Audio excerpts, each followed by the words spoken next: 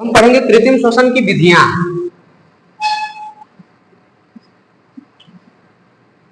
कृत्रिम श्वसन की विधियों के बारे में डिटेल से पढ़ेंगे। कृत्रिम श्वसन की विधियां।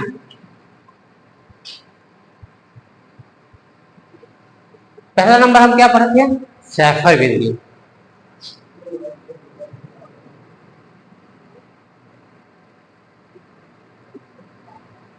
शैफर विधि। शैफर विधि को हम लोग प्रथम विधि कहते हैं। ठीक है, इस विधि को शैफर विधि ऐसे लिख देते हैं। फिर इसके आगे हम लोग लिखते हैं इस विधि को कौन सी विधि कहते हैं? प्रथम विधि कहते हैं। विधि को प्रथम विधि कहते हैं। इस विधि को क्या कहते हैं? प्रथम विधि। इस विधि की विशेषता यह है कि कोई यदि पीड़ित व्यक्ति है, उसके पीठ पे छाले पड़े हुए हैं, ठीक है, तो शैफर विधि यदि एग्जाम में पूछे कि यदि किसी व्यक्ति के, पीड़ित व्यक्ति के पीठ पे छाले पड़े हुए हैं तो कौन सी विधि प्रयोग की जाती है, उसमें ऑप्शन रहेगा शैफर विधि, सिल्वेस्टर विधि, मुंह से मुंह विधि, मुंह से नाक विधि, अन्य विधि। मतलब 4 ऑप्शन रहेंगे इसमें। तो इस विधि को प्रथम विधि कहते हैं। इसमें व्यक्ति के, पीड़ित व्यक्ति के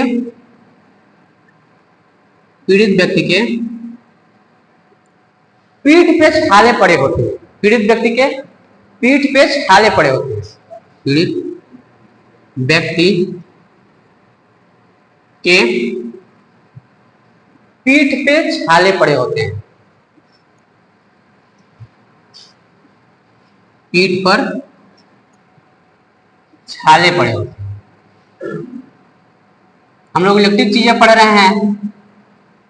पीड़ित व्यक्ति के पीठ पर छाले पड़े होते हैं। ठीक है, देखो यदि पीड़ित व्यक्ति के पीठ पर छाले पड़े होते हैं तो हम लोग पेट के बल उसको लिटाया जाता है।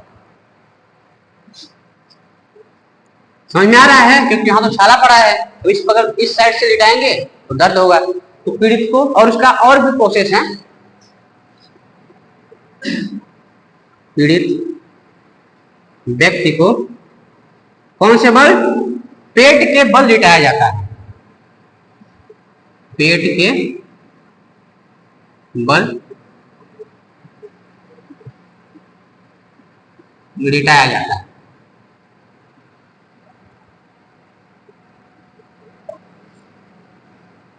ठीक, अब देखो इसका प्रोसेस क्या है, थोड़ा सा ध्यान से समझो, लिखना छोड़ के।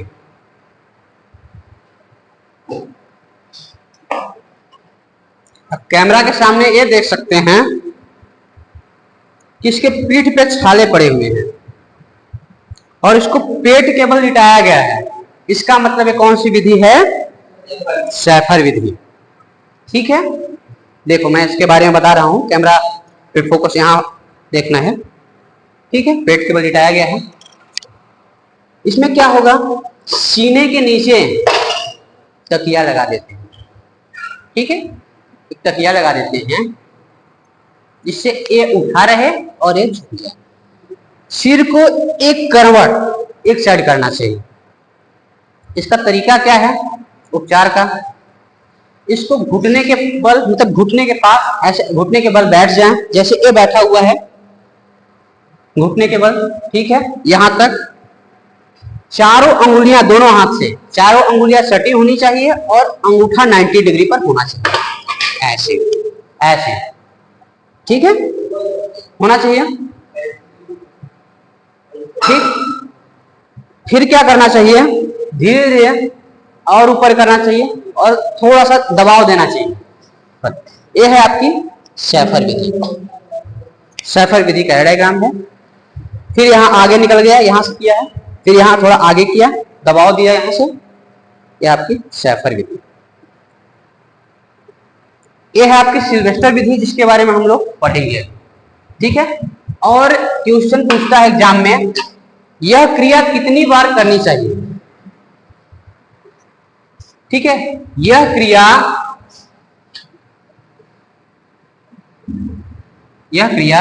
12 से 16 बार करनी चाहिए।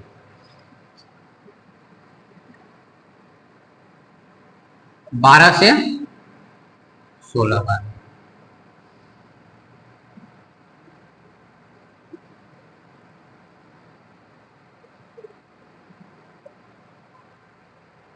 ठीक है। हवा देने की बात करिए इसमें, कैसे कैसे हम लोग हवा देंगे।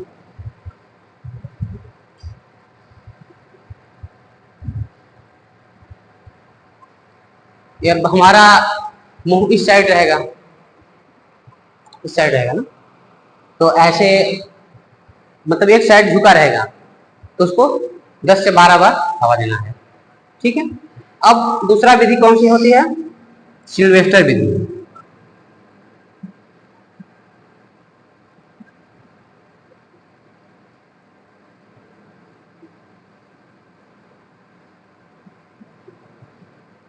सिल्वेस्टर विधि आपकी ए है। पीड़ित के पेट पर छाले पड़े हो, यदि इलेक्ट्रिक शॉक लगा हो, इलेक्ट्रिक झटका लगा हो, तो पीड़ित के पेट पर छाले पड़े हो, यदि पेट पर छाले पड़े हो तो किस केबल? पीठ केबल लिटाया जाता है। तो सबसे पहले क्या है सिल्वेस्टर विधि की विशेषता? पीड़ित के पेट पर छाले पड़े हो, पीड़ित के पेट पर छाले पड़े हो। ठीक है। पेट के छाले पड़े हो तो पीठ केबल लिटाया जाता है। पीड़ित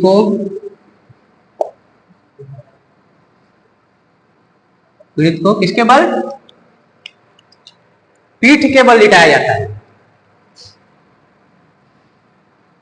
पीठ के बल लिटाया जाता है।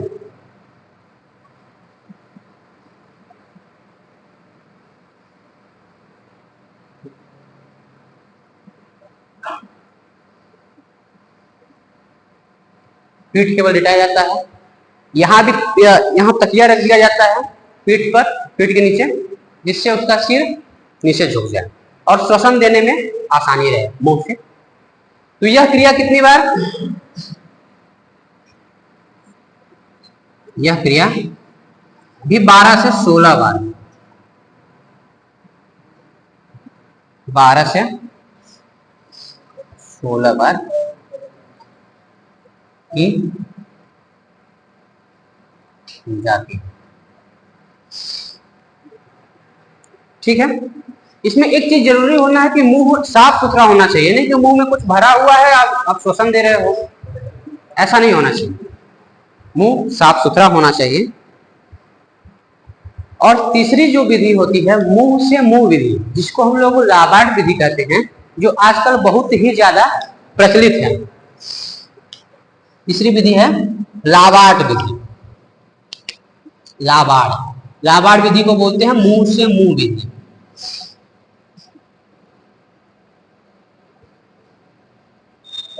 सबसे प्रचलित विधि है जो हर कोई कर सकता है। यदि आपके आसपास कोई दुर्घटना से ग्रसित हो, किसी को कुछ हुआ हो, तो ये चीजें कर सकता है। इसको लाबार्ड विधि कहते हैं। इसमें सबसे पहले ये देखना होता है कि कोई पीड़ित व्यक्ति है जो दुर्घटना का शिकार हुआ है, जो दुर्घटना का शिकार हुआ उसका मुंह साफ है कि नहीं है।